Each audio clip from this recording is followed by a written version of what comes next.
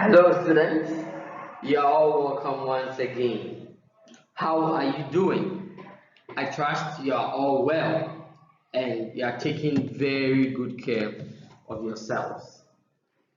Once again, we have English, and I believe you enjoyed our previous lesson.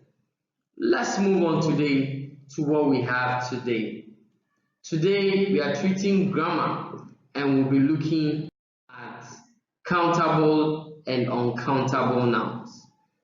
Countable and uncountable nouns. When we mention countable, what comes to your mind? The root word is count, means something we can count. The opposite will be uncountable nouns. So that is just for the introduction. Let's continue and see what we have. Now, when we take a look at this table, we see the different groups of nouns. All right, the different groups of nouns. We have nouns, then we have countable nouns, uncountable nouns. Then from the countable nouns and uncountable nouns, still under nouns, we have common nouns and proper nouns. Common nouns and proper nouns. We have singular nouns, plural nouns, collective nouns, concrete nouns, and abstract nouns. So these are all aspects of nouns we'll be looking at in the following presentations or in our following lessons. Look at the diagram and mention all the kinds of nouns that we have. Countable nouns, uncountable nouns, common nouns, proper nouns, singular nouns, plural nouns, collective nouns, concrete nouns, and abstract nouns. Okay, let's continue. Now let's take a look at the definition of countable nouns.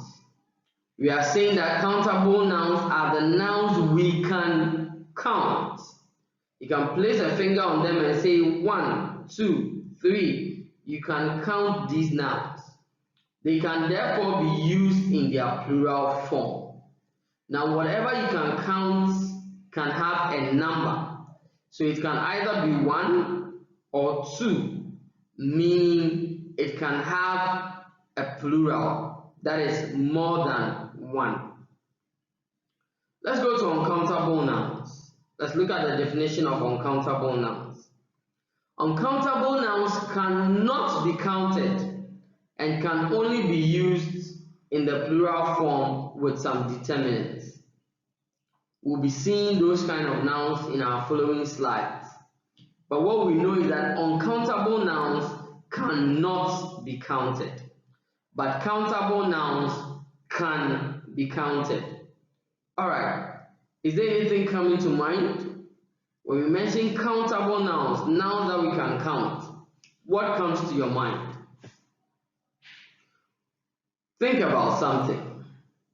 Yes, it's in your mind and it's correct. Mention them and let's see. Any number or any noun we can count is a countable noun. We have said that a noun is a name of a person. So can you count human beings? They are countable nouns. A place. Can you count the places you have been today? You went to the market, then you went to church, then you went to the house. Those are places. They are countable nouns. Okay, let's look at uncountable nouns. They are nouns you cannot count. Can you count water? No, you can't count water. So you need certain things to use to count water. For example, a bottle. So you can say 1 bottle of water, 2 bottles of water, and then you can count water. But water alone cannot be counted. So water is an uncountable noun. Let's look at countable nouns. They are easy to recognize because they can be seen, they can be counted, they can be touched, you can smell them, and you can taste them. Example, 2 or 3 books. One book. You have 1 exercise book. You can have 2 textbooks, and you can have 3 homework books. So you can count books. They are therefore countable nouns. Let's use it in a sentence.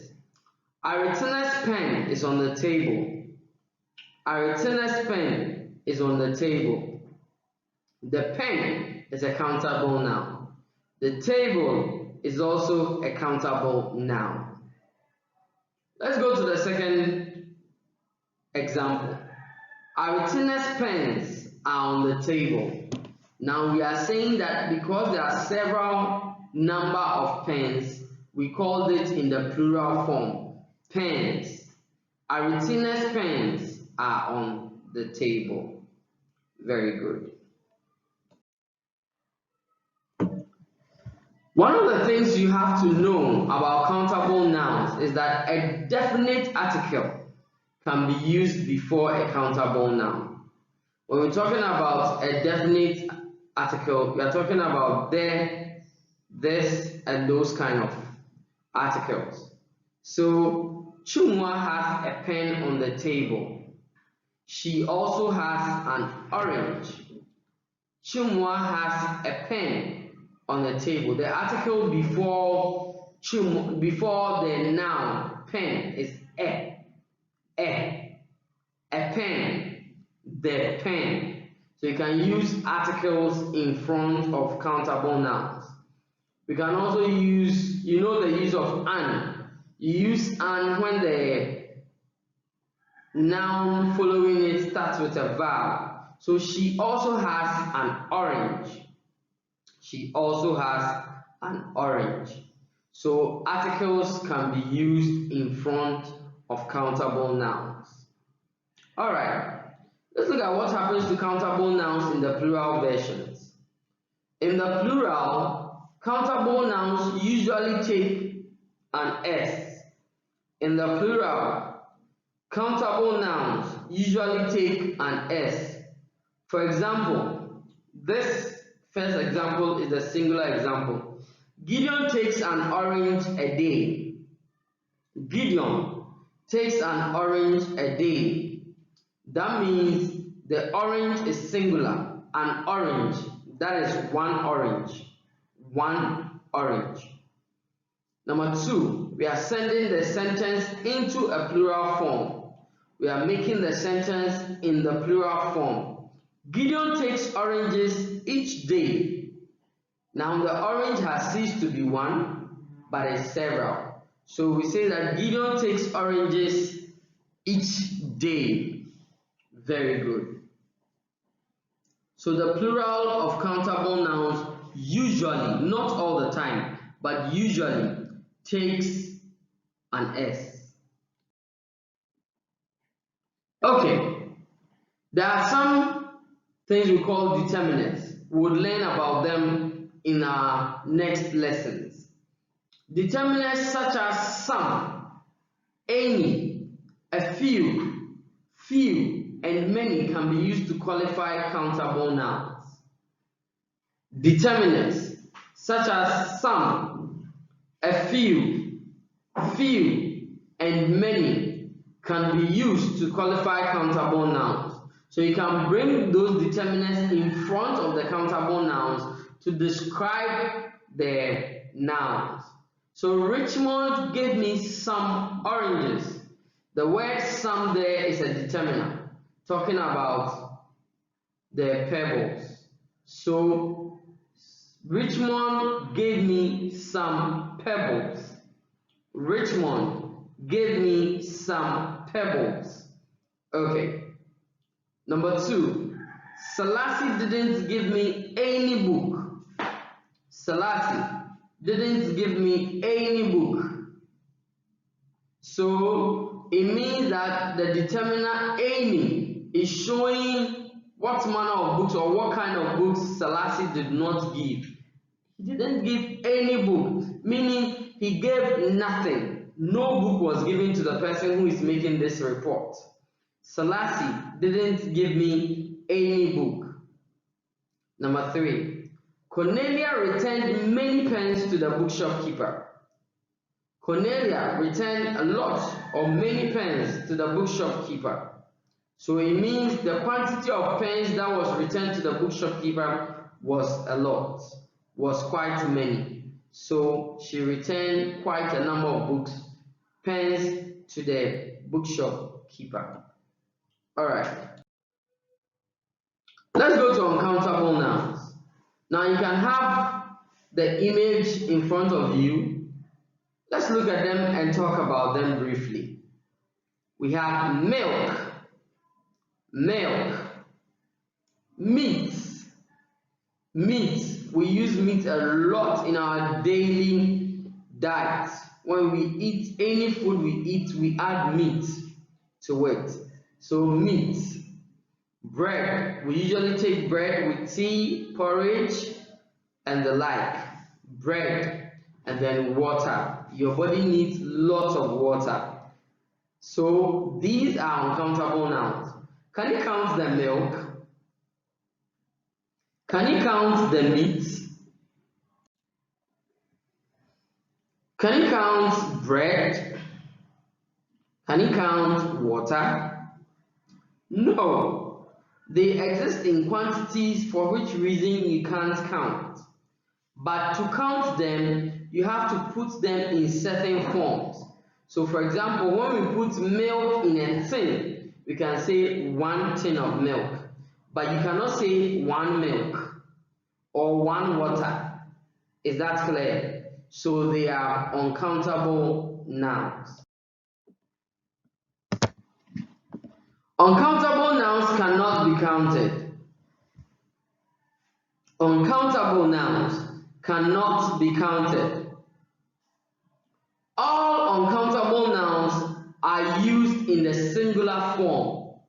So you cannot say milks, or you cannot say breads, or you cannot say waters, but you can say milk, rather bread, and water, not waters. So all uncountable nouns are used in the singular form. Example, I drink water when I am thirsty. I drink water when I am thirsty. Number 2, Akosia took bread with tea this morning. Akosia took bread with tea this morning. Number 3, pour a glass of water for your brother. Pour a glass of water for your brother. Have you realized that all the uncountable nouns are singular in these sentences? Yes. So remember that you cannot write the plural form of uncountable nouns. As we added s to countable nouns to form the plural, to form plural of uncountable nouns, you don't simply add s. You rather put them in portions. However, most of the time, all the time, we use them as singular. Is that clear? Very good. Articles such as a and an are not used with uncountable nouns. Articles such as a and an are not used with uncountable nouns. For example, you can't say a water, you can't say a bread, you can't say a milk. Okay? Let's know what we use. We use what we call quantifiers. Quantifiers. They are what are used to talk about uncountable nouns. Alright. Also, some determinants such as some, any, a few can be used with some quantifiers to quantify uncountable nouns. Some determinants such as some, any, a few can be used with some quantifiers to quantify uncountable nouns. For example, Nadia has some bottles of milk. Nadia has some bottles of milk. So now the determiner some and then bottle, which is a quantifier, have been used to describe the milk. Some bottles of milk. Number 2, 3 teaspoons of sugar will be enough for the porridge. 3 teaspoons of sugar will be enough for the porridge. We have used 3, we have added teaspoons to quantify sugar. 3 teaspoons of sugar. But you can't use sugar alone. You can't say a sugar. Alright? Okay. Or 4 sugars. No, it's not said. So we use 3 teaspoons of sugar will be enough for the porridge. You can also say a container of sugar. Alright? Beautiful. Number 3, there are drops of paint all over the floor. There are drops of paint all over the floor. We also put paint in buckets, so we can quantify paint using buckets. Alright? 5 buckets of paint, 20 buckets of paint. Our example here has that there are drops of paint all over the floor. Alright, let's take our evaluation. Underline the countable and uncountable nouns in the following sentences. Underline the countable and uncountable nouns in the following sentences. Does he have any piece of cake? Does he have any piece of cake? That's a question. Underline whether there's a countable noun or an uncountable noun. Underline that. Number 2, 3 books will be enough for extra classes. 3 books will be enough for extra classes. Underline the countable or uncountable noun. Number 3, use a bucket of water for bathing each morning. Use a bucket of water for bathing each morning. Underline the noun in that sentence.